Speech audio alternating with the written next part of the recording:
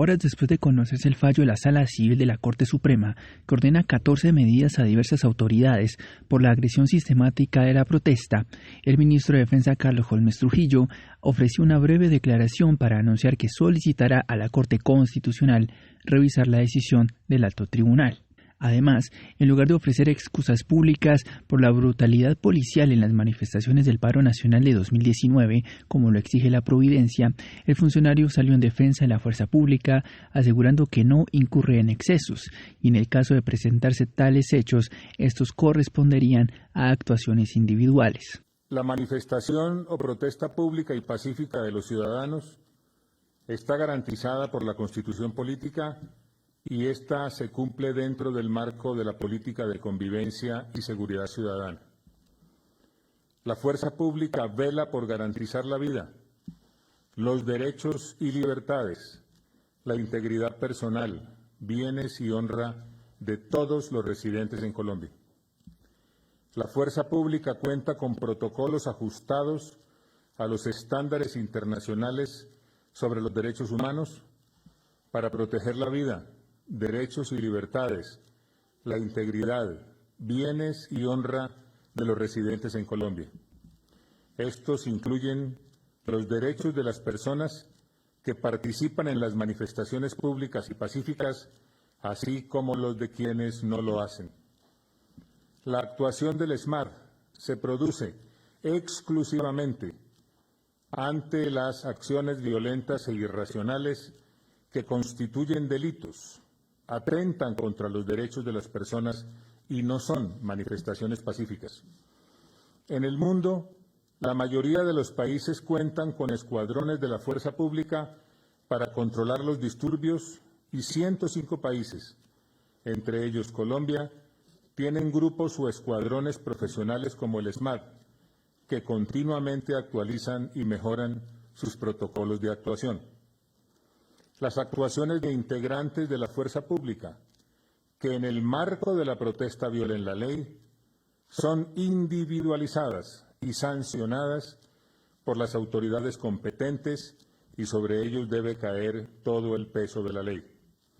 El Gobierno Nacional continúa con el proceso de modernización y transformación de la Policía Nacional establecida en la política de convivencia y seguridad ciudadana. El Gobierno Nacional seguirá enfrentando el vandalismo y todas las formas de violencia y terrorismo como es su obligación constitucional.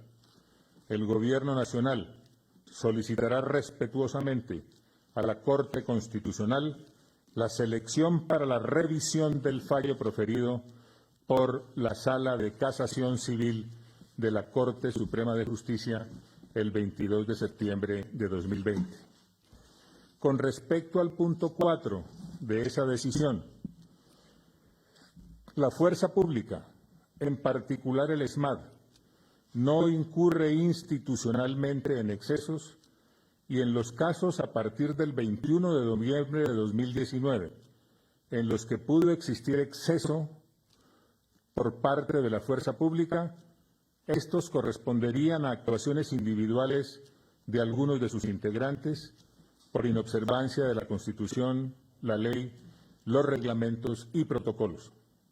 Esos comportamientos individuales de algunos de sus integrantes por inobservancia de la Constitución, la ley, los reglamentos y protocolos, actualmente son objeto de investigaciones penales y disciplinarias por las autoridades competentes, quienes serán las llamadas a establecer o no la responsabilidad individual. Para expertos, con este anuncio, el gobierno está incurriendo en desacato a la orden de la Corte Suprema.